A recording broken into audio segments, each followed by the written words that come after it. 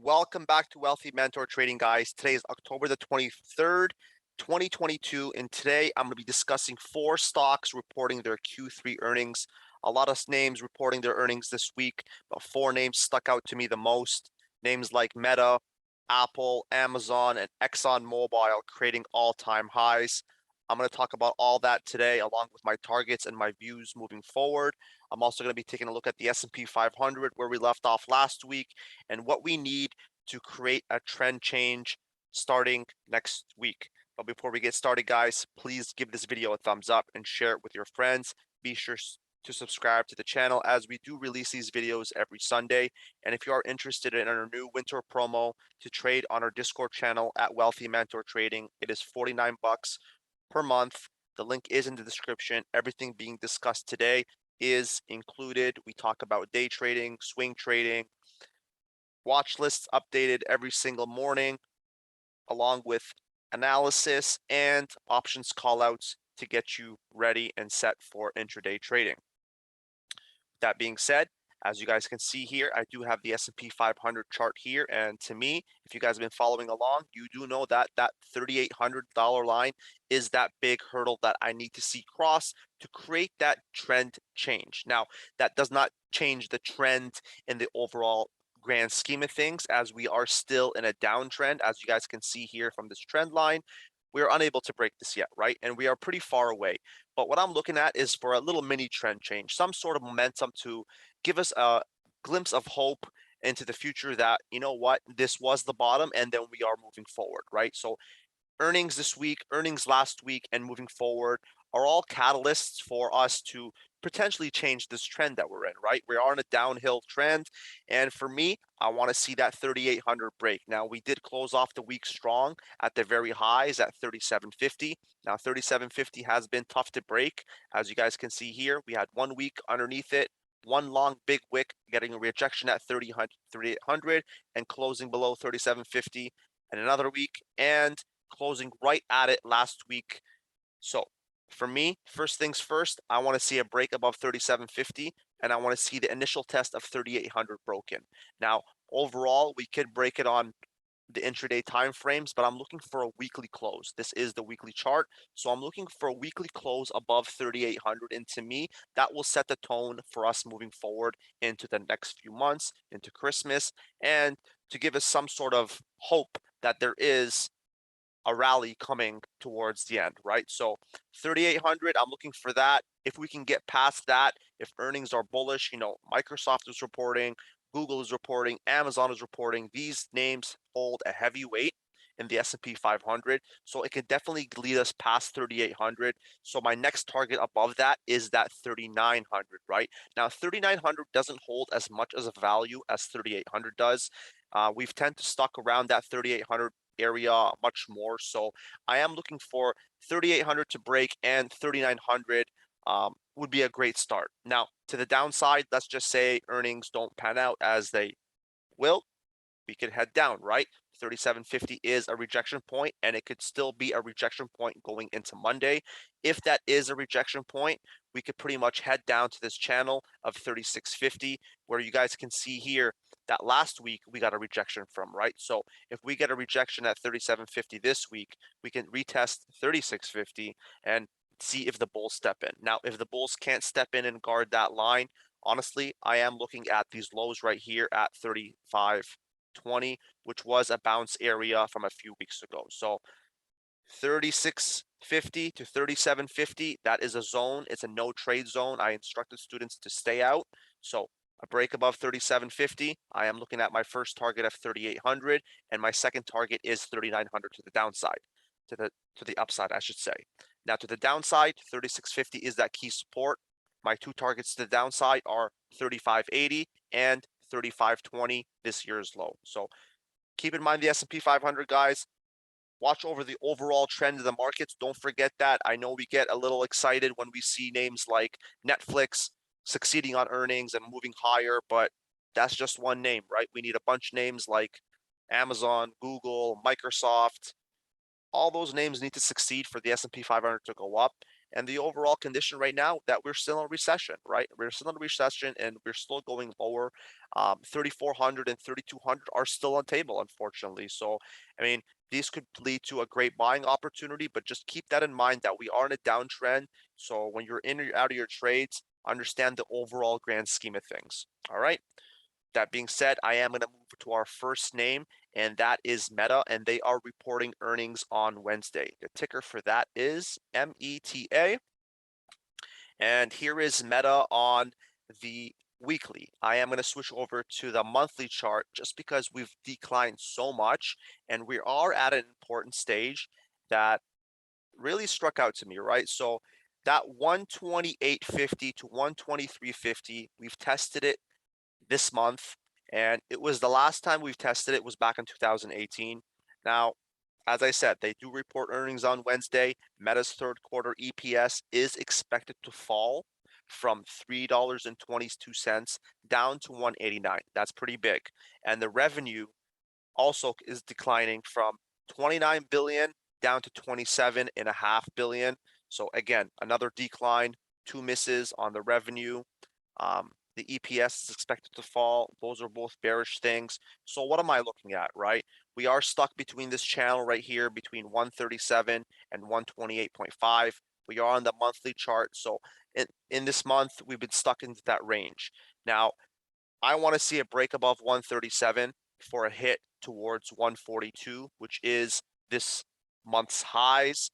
And to me, that is the best case scenario. If we break above that, we do have that 154 line, which was the bottom of these support areas on the monthly before we broke down. And as you guys know, previous support now turns resistance to the upside. So at best, I'm looking for a 142.50 to 154 on a beat. Now, to the downside, if we do get a miss, that 128 to 123 line is key support, guys. You know, this is a monthly chart we're talking about, so they do hold a lot of data. And like I said, it was back in 2018 where we did bounce from that area. On the initial test this month, it is a mini bounce. Obviously, this candlestick isn't completely closed since we are in the month of October. So on a miss below 23, I am looking at 113.5. It coincides with this area right here back in 2016, and it is again another bounce area if we do see continued weakness. I'll also like to bring it to your attention that we are also oversold on the monthly time frame, guys, and this hasn't happened. And I mean, look at this. This is 2014. I'm going back to 2014, and I haven't seen a monthly oversold. So overall, in the grand scheme of things, if you are a trader, if you're a long-term investor, I should say, it is a great opportunity to get in and scale in your positions on Meta. It's a tricky one, this one. I would say just by the oversold conditions and the overview on the chart being at these lows, I am thinking that we are going to go higher. So I am looking for that 142.50 hit on Meta moving into earnings on their Wednesday call. All right. Next name that is significant to me, obviously, that is Apple. I am going to switch over here to the weekly before I move into that ticker. AAPL is that. And Apple, you know, we are stuck within this channel between 148, as you guys can see here, and 138.50. Apple's in a neutral zone to me. You know, Apple's one of those names that definitely moves with the market, the S&P 500. If obviously Apple's tanking, the S&P 500 is going to significantly lose power and head lower. They are reporting their earnings on Thursday, as I mentioned on Apple. The consensus estimate call for the EPS is $1.27 and the revenue of 88.9 billion. It's up from 124 and 83 billion respectively. So that is good from a year ago. Again, I'm bullish above 148, as I've mentioned, and I'm looking for a hit up to 157.5. It does coincide with this very top right here back on September 2021. It is an area of rejection as well. So at best, if the S&P 500 moves above 3,800, you know that Apple's going to make a move, right? It's going to make a move and it's going to head higher. So I'm looking for a break above 148 for my target here of 157.5. Now to the downside, if we do have an awful earnings call, we're looking at that 138 as key support. Obviously, you guys can see here on the weekly, we have closed 3 times above that 138 area. Yes, we did dip down, but what I'm looking at is for weekly closes, right? Weekly closes is what matters. And we've done that. We've had that 138.50 close. So it is strong support. So keep that in the back of your head. And if we drop down to 138, that pretty much tells me that the S&P 500 is going back down to that 36.50 zone. So as a detective, as a trader, keep all these clues in mind if you are entering calls or puts on Apple on an earnings call. So 138, I'm bearish. Underneath, I'm looking at targets of 129, which was the lows back on June, July, so 2022. So that is my bearish target, 129. My bullish target is 157.5. Neutral overall on Apple, just because I'm neutral on the market right now, slightly bearish. Okay. Next name that is important to me that's caught my attention, Amazon, big boy right here, right? Amazon, recent stock split, that's why you're seeing these low numbers. So nothing to be concerned about. Again, guys, Amazon stuck between 123 and 101. 101 has been the lows so far this year. They are reporting their earnings on Thursday. Amazon is expected to report a decline. Yes, you heard that, a decline in EPS from 31 cents down to 22. That is big, despite revenue rising 15.1% to $127 billion. I'm bullish above 123, as you guys can see here, stuck into this channel. Bullish above 123 and bearish up below 101. So 123, I'm looking for a move, a break above that, towards that 143.5. This was the previous earnings boom. I'm looking for a retest of that, right? Watch over 123 if you're a bull. Now, if you're a bear, the best thing for you right now is to see if that 101 holds. It's held all year, could pretty much hold again. We could drag down to 101, test that area and bounce again, still staying range bound. That's a possibility. The 9 EMA is also pointing lower, right? We're also hitting it right now on the weekly time frame, which could be a rejection, right? It could also lead to clues to retesting 101 again. Now, if you're a bearish trader and looking for a break below 101, I do have that 81.5 as my only bearish target, which coincides with the lows right here back on 2020. Possibility, yes, but my experience from Amazon, there's always some sort of fireworks with Amazon, and I never bet against it. So I am looking for a retest of that 143.5. But first, obviously, I need to see 123 break. Definitely keep your eyes on that. Okay, last name, and this one was important to me, guys. This one kind of slumped below the radar, and that's Exxon Mobil. XOM is the ticker, and the chart, let the chart do the talking right here. We're on the weekly time frame. I'm going to head over to the monthly time frame to give you guys a big picture, right? I'm going to switch over to the 10-year monthly time frame to give you guys a better picture. We're testing all-time highs. We're testing all-time highs. We made intraday highs at 106.50, as you guys can see here from this bubble. They are reporting their earnings on Friday. Exxon Mobil passed all-time highs, as I mentioned, that 106.40 area on Friday, which was significant. Obviously, you've seen the oil prices at the pump, the gas prices, I should say. Oil is crazier right now. It's just one of those times where names like Exxon Mobil has significantly gained this year, while the stock market and all the other tech names and semiconductors names have tanked. So it's one of those names that has definitely held strong and provided great gains. I think they're up 60% on the year, which is pretty amazing because you're not going to find many names in a bear market move higher. Exxon Mobil is one of them.